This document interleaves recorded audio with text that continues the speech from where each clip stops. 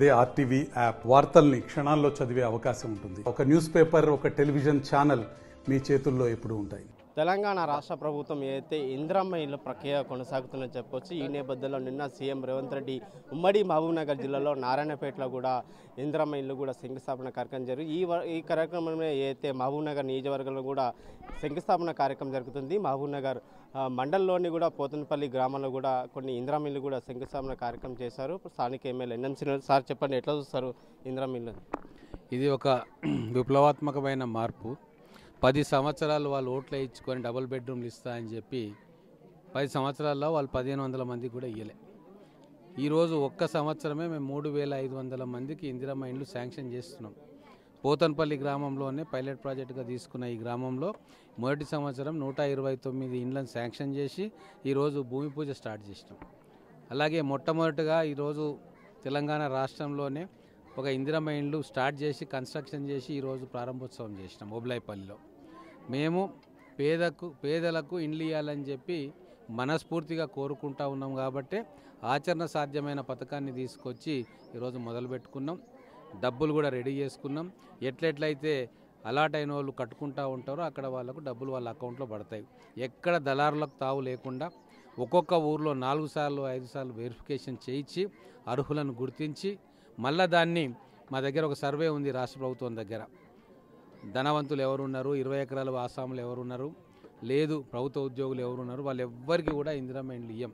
కేవలం పేద ప్రజలకి, పూరి గుడిసెల్లో ఉంటున్న వాళ్లకు, శిథిలమైన ఇండ్లలో ఉంటున్న వాళ్లకు, ఖాళీ స్థలం ఉన్న వాళ్లకు, పెంకుటింట్లో ఉన్న వాళ్లకు, రాతి కప్పుతోటి ఉన్న వాళ్లకు, ఇటువంటి వాళ్ళని ఐడెంటిఫై చేసి వాళ్లకు మేము ఇందిరమ్మ ఇండ్లు ఇవ్వబోతా ఉన్నాం.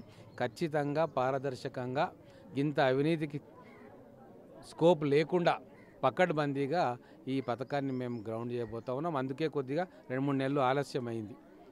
ఈ 3500 ఇండ్లు ఈ సంవత్సరం ఇవ్వబోతా ఉన్నాం. వచ్చే సంవత్సరం 3500కు ఇంకా అదనంగా కూడా ఇచ్చే అవకాశాన్ని మేము పరిశీలిస్తున్నాం. మొత్తం ఈ పీరియడ్లో దాదాపుగా 20,000 మందికి మేము ఇండ్లు కట్టించి ఇవ్వబోతా ఉన్నాం. వాళ్ళు 10 ఏళ్లలో 1500 ఇండ్లు కడితే మేము మా 5 సంవత్సరాల పీరియడ్లో 20,000 మంది ఇల్లు లేని నిరుపేదలకు ఇల్లు కట్టేయబోతా ఉన్నాము. ఇది డిఫరెన్స్ బీఆర్ఎస్ పార్టీకి, కాంగ్రెస్ పార్టీకి. కాబట్టే ఇందిరమ్మ రాజ్యంలో పేదలందరూ సుఖంగా ఉంటారు, రైతులందరూ సుఖంగా ఉంటారు. రుణమాఫీ చేసినాం. 25 లక్షల మంది కుటుంబాలు, రైతు కుటుంబాలు రుణ విముక్తులైనరు. రైతు భరోసా ఇస్తూ ఉన్నాం. భూమి లేని పేద రైతులు ఎన్ఆర్ఈజీఎస్ పథకం కింద వాళ్లకు సహాయం చేస్తూ ఉన్నాం. ఆర్టీసీలో మహిళలకు ఉచితంగా ప్రయాణ సౌకర్యం కల్పిస్తూ ఉన్నాం. పాఠశాలలను బాగు చేస్తూ ఉన్నాం. యూనివర్సిటీల స్థాపన చేస్తూ ఉన్నాం. స్కిల్ డెవలప్మెంట్ సెంటర్లు పెడతా ఉన్నాం. ఉద్యోగ ఉపాధి అవకాశాలు ఎక్కడున్నా కూడా మన పిల్లలకు అందే విధంగా చేస్తూ ఉన్నాం.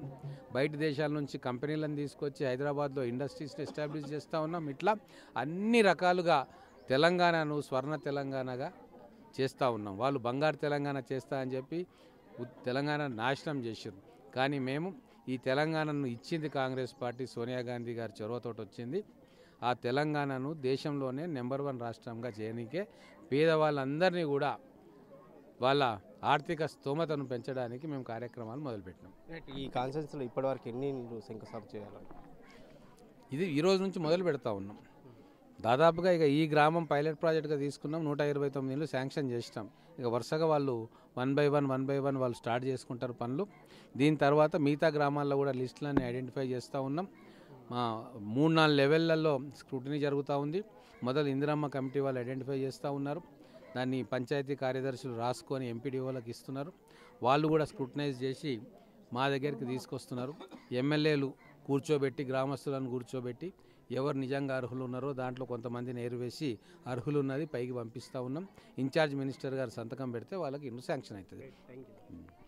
రైట్. మొత్తం మీద కూడా పారదర్శకంగానే ఇందిరమ్మ ఇల్లు కూడా ప్రక్రియ కొనసాగుతుంది. ఈ నేపథ్యంలో కూడా మహబూబ్నగర్ నియోజకవర్గంలో కూడా పోతనపల్లి గ్రామంలో పైలట్ ప్రాజెక్ట్గా తీసుకున్నాం. ఈ గ్రామంలో దాదాపు 109కి సంబంధించిన ఇందిరమ్మ ఇల్లు కూడా ఇక్కడ లబ్ధిదారులకు చేరుకున్నాయి. ఈ భూమి పూజ కార్యక్రమం చేశాము. ఖచ్చితంగా ఏదైతే కాంగ్రెస్ ప్రభుత్వం ఏదైతే ఇచ్చిన మాట ప్రకారంగా 5 లక్షల రూపాయలతో కూడా ఇందిరమ్మ ఇల్లు కూడా కట్టిస్తామని చెప్పి ఎమ్మెల్యే శ్రీనివాస్ రెడ్డి తెలియజేసిన పరిస్థితి కనిపిస్తుంది.